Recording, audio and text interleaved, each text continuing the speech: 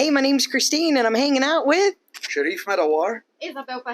We are here in Fort Lauderdale at this wonderful event that Cherif is putting on, and the main topic is talking about funds.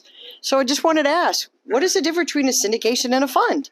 Well, a syndication has just one asset, like one property, and a fund has multiple assets. In a real estate fund, you can have commercial, residential, discount notes, etc. Awesome.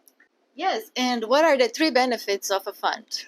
Okay, the 3 benefits of a fund really is, number one, you have a little bit more safety for the investors because they're able to buy units of the LLC, that's the real estate fund, and then their money is diversified for real estate, let's say residential, maybe a commercial deal, and also some discount mortgage notes that are cash flowing. So that gives it a higher level of security and safety.